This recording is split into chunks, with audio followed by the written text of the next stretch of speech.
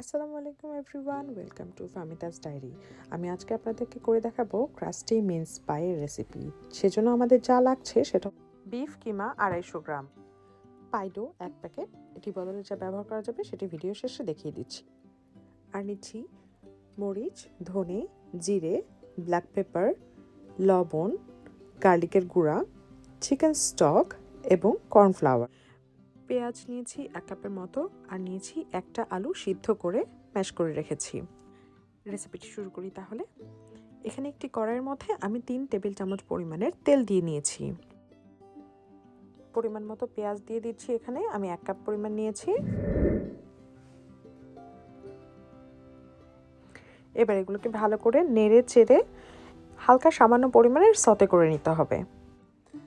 এখন দিয়ে দিচ্ছি মাংসের কিমাগুলো। মাংসের কিমাগুলো তেলে পেঁয়াজে ভালো করে ফ্রাই করে নিচ্ছি। মাটন বা বিফ বা চিকেন যে কোনো টাইপের কিমা কিন্তু সিদ্ধ হতে খুব বেশি সময় লাগে না।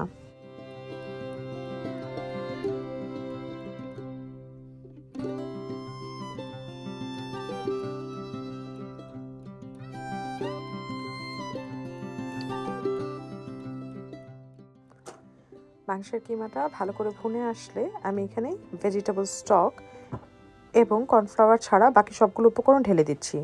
আবারও ভালো করে নেড়েচেড়ে মিশিয়ে নিচ্ছি।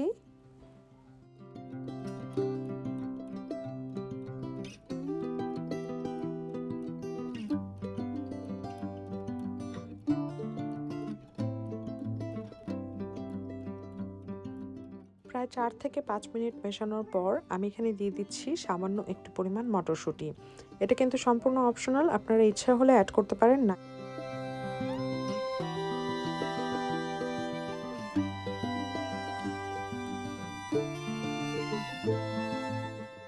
মটরশুঁটি যেহেতু আগে থেকে সামান্য ব্লাঞ্চ করে নেওয়া ছিল, এটি হতে 2 থেকে 3 মিনিটের মতো সময় লাগবে। এখন আমি এখানে একটু প্রয়োজন মতো টমেটো পিউরি দিয়ে দিচ্ছি, এটিও অপশনাল।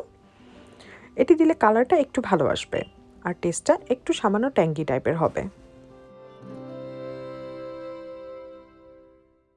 আবারও 3 থেকে 4 মিনিট পর ঢাকনাটা তুলে ভালো করে সব কিছুই মিশিয়ে নিচ্ছি এবং চেক করে নিচ্ছি আমার মটরশুঁটিগুলো গলে গেছে কিনা। এ পর্যায়ে দিয়ে দিচ্ছি আলু ভর্তা যেটা করে রেখেছিলাম সেটা।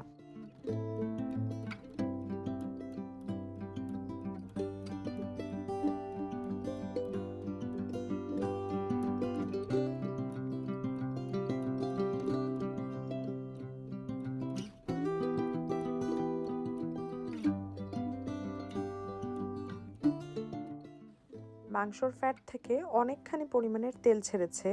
আমি রান্নার শেষে এই তেলগুলোকে ফেলে দিব, আপনারা চাইলে তেলগুলোকে রাখতে পারেন। সব কিছু ভালোভাবে মিশিয়ে নেওয়ার পর লবণটা চেক করে দেখলাম আমার আরেকটু লবণ দিতে হলো। এই তো রান্না একদম শেষের পর্যায়ে। আমি এখন এখানে ভেজিটেবল স্টক যেটা রেখেছিলাম সেটা যোগ করে দিচ্ছি।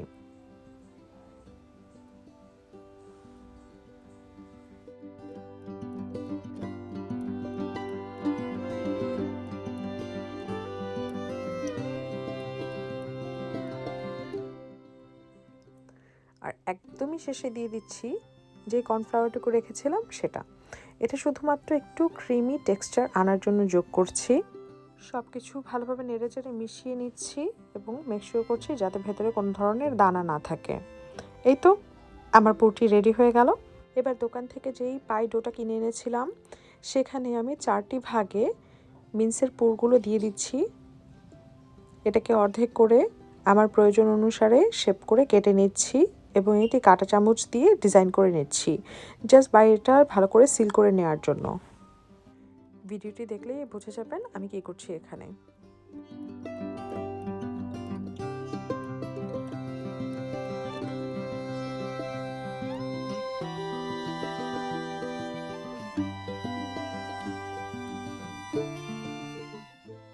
এই তো আমার 4টি মিন্স পাই বা বিফ প্যাটিস রেডি হয়ে গেল এখানে।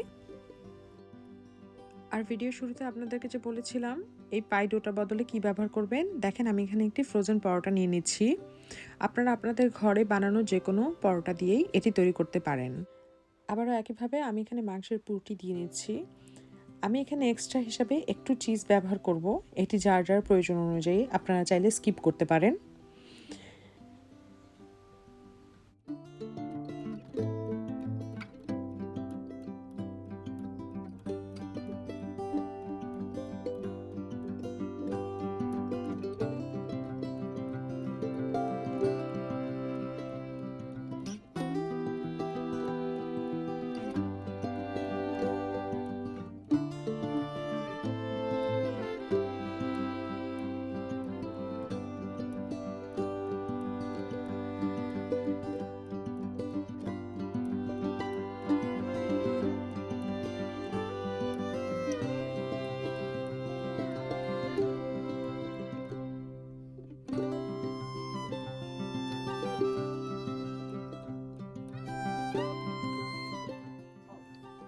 এই তো পরোটা দিয়ে আমার এই বিফ প্যাটিসটিও রেডি হয়ে গেল।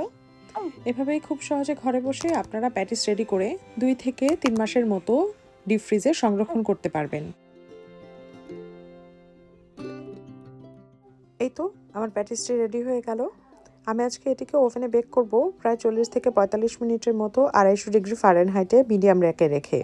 আপনারা আপনাদের ওভেনের তাপমাত্রা অনুযায়ী বেক করে নেবেন। এই তো ঘরে বসে খুব সুস্বাদু বিফ প্যাটিস তৈরি হয়ে গেল। আশা করি আপনাদের রেসিপিটি উপকারে আসবে। রেসিপিটি যদি ভালো লেগে থাকে প্লিজ আমার চ্যানেলটিকে সাপোর্ট করবেন এবং পাশেই থাকবেন। আল্লাহ হাফেজ এভরিওয়ান।